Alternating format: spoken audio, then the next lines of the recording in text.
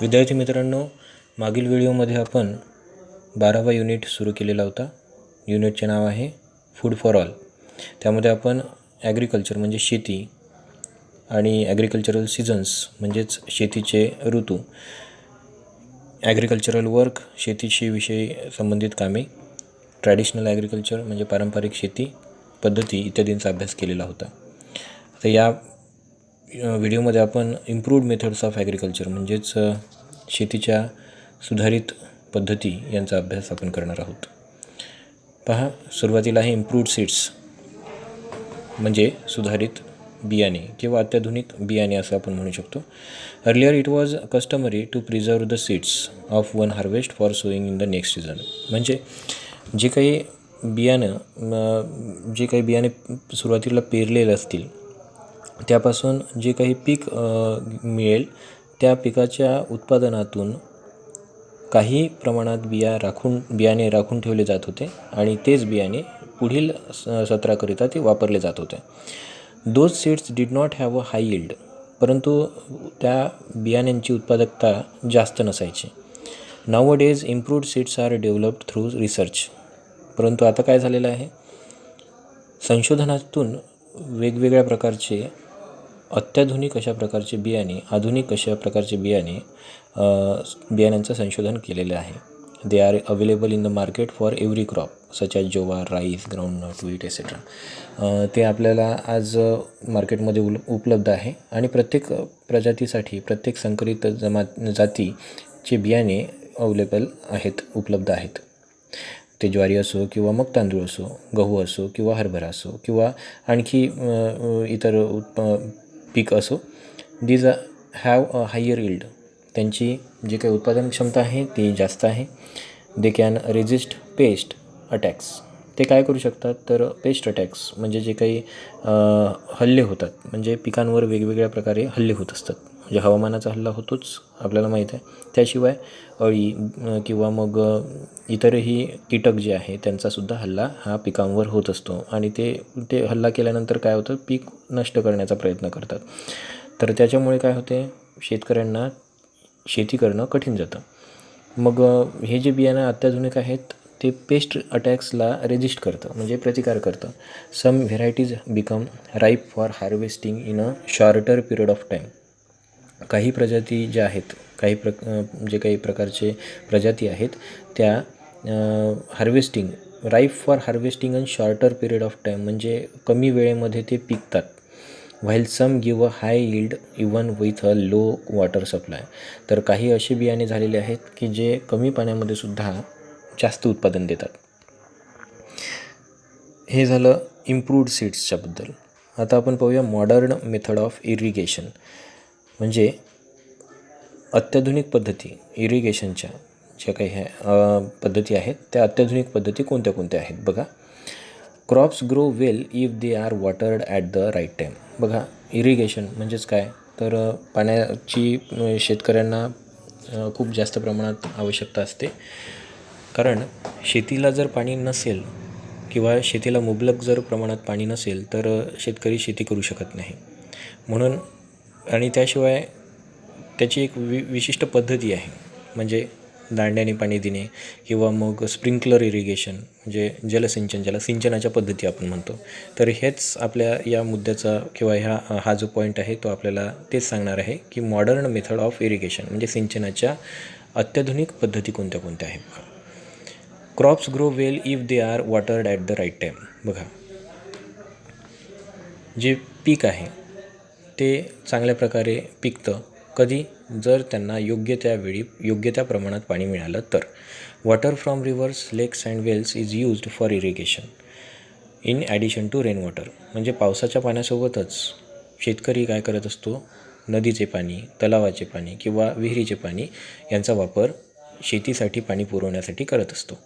Greater quantities of water are stored by building dams and bunds on rivers to obstruct the flow of water downstream. जास्त प्रमाणात जे काही पाण्याचं प्रमाण आहे ते धरण किंवा मग छोटे बंधारे बांधून नद्यांचं जे काही पाणी अडवून तयार केले जातात.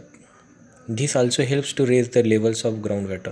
आणि याद्वारे काय होते, जे काही जमिनीत पाण्याचा जो प्रमाण आहे, वॉटर लेवल आहे, ती वाढवण्याचं प्रमाण या ठिकाणी अशा पद्धतीने केलं जातं. म्हणजे धरण किंवा मग बंधारे बांधून पाण्याची पातळी वाढवण्याचा प्रयत्न केला जातो. Crops were traditionally watered through canals. जे काही क्रॉप आहे ते पारंपरिक पद्धतीने कॅनलच्या मदतीने शेतीसाठी पाणी पुरवल्या जात होते. म्हणजे कॅनलचा वापर त्या ठिकाणी केला जात होता. However much water from the canals is lost due to evaporation and seepage into the ground. परंतु कॅनलच्या माध्यमातून काय होत होतं, जे पाणी वाहून जात होतं,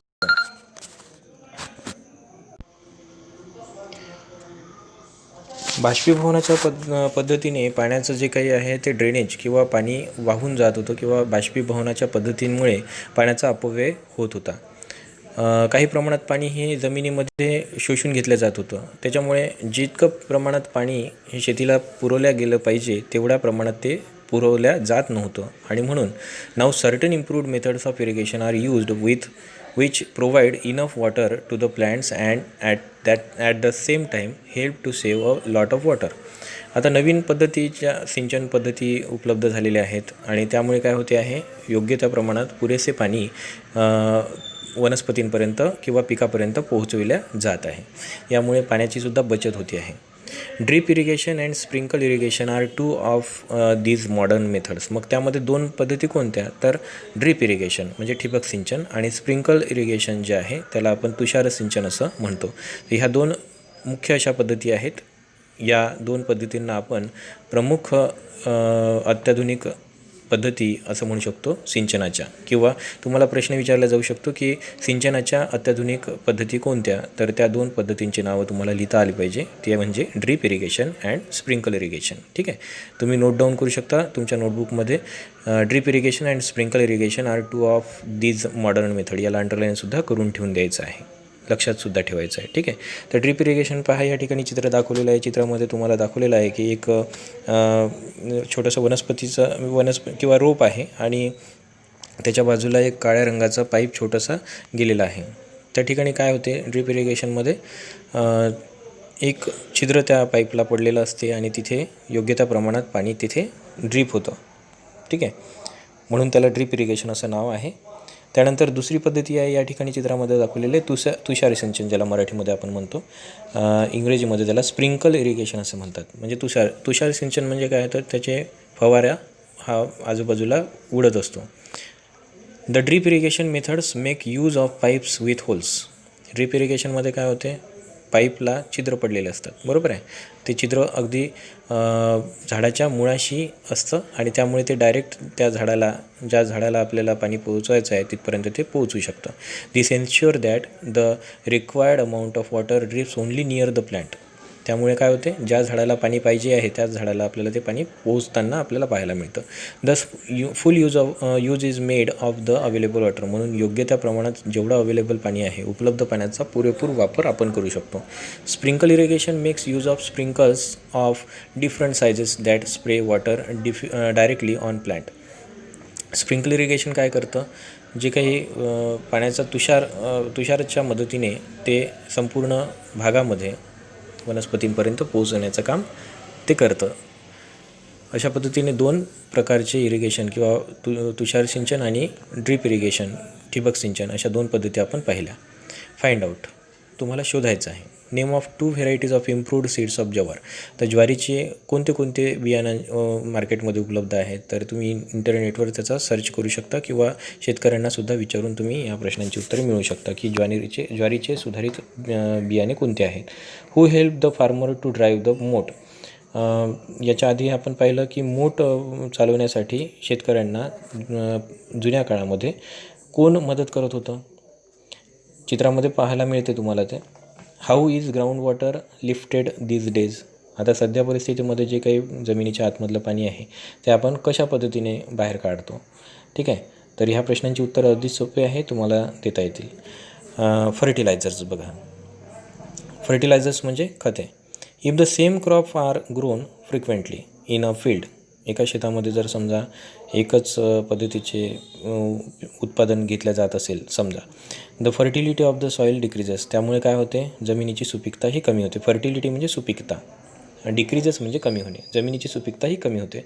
then we have to add fertilizers to the soil to restore its productivity.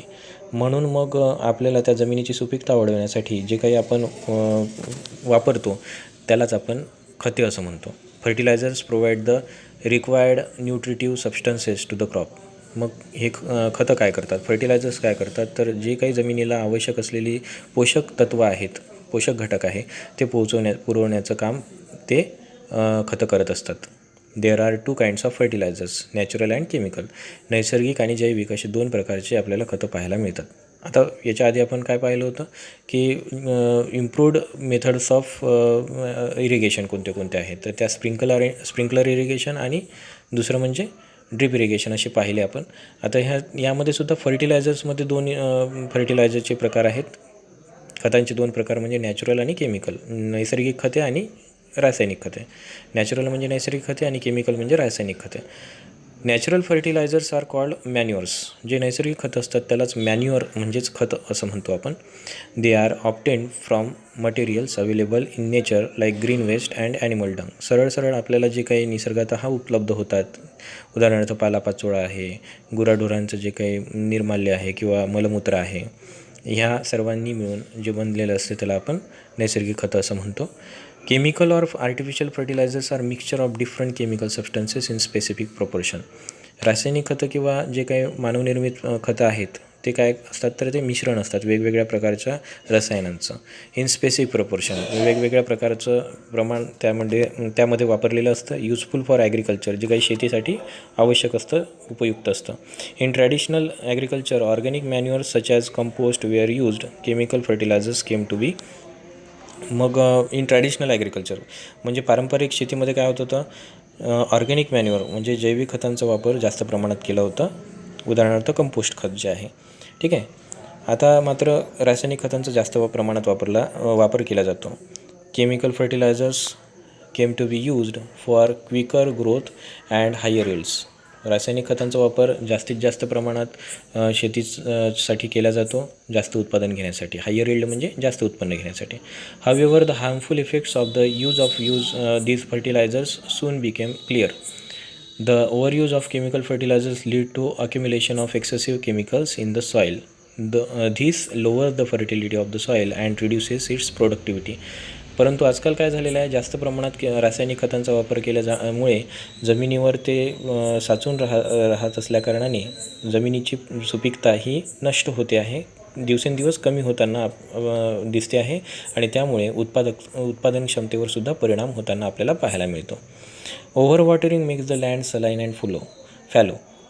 जास्त प्रमाणात पाणी दिल्यामुळे सुद्धा जमीन ही सलाईन झालेली आहे. सलाईन म्हणजे जास्त त्यामध्ये जे काही सॉल्टचं प्रमाण आहे, मिठाचं जे प्रमाण आहे, त्यामुळे त्याला जमीन ही क्षारयुक्त झालेली आहे. सलाईन म्हणजे क्षारयुक्त. अँड फॅलो म्हणजे काय, तर जे उत्पादन क्षमता त्याचीवाली नष्ट झाल्यामुळे जशी होते त्याला आपण फॅलो लँड म्हणतो, बरोबर आहे. Baron land, FARO land. ठीक आहे. This is seen especially in the parts of wear water is available in plenty. हे कुठे घडून येतं, तर खास करून ज्या ठिकाणी जास्त प्रमाणात किंवा मुबलक प्रमाणात पाणी आहे अशा ठिकाणची जमीन ही अशी सलाईन झालेली असते, फॅलो असते. त्या ठिकाणी उत्पादन क्षमता कमी असते. As for example near dams or on river banks. कुठे असेल अशी जमीन, तर ज्या ठिकाणी धरण बांधलेलं असेल किंवा नदी किनाऱ्याचे जे काही ठिकाणं आहे त्या ठिकाणी अशा प्रकारची जमीन आपल्याला पाहायला मिळेल. इफ लँड बिकम्स सलाईन, जर समजा जमीन ही क्षारयुक्त झालेली असेल, and fallow, it has to be tested to find out which substances it lacks. मग अशा जमिनीची किंवा अशा मातीचे परीक्षण आपण केले पाहिजे. कोणत्या पदार्थांचं त्या जमिनीमध्ये कमतरता आहे ते आपण तपासली पाहिजे. The fertility can be restored bye adding these substances. यामध्ये फर्टिलिटी आपण पुन्हा टाकू शकतो, फर्टिलिटी पुन्हा वाढवू शकतो. It is a costly and time consuming procedure.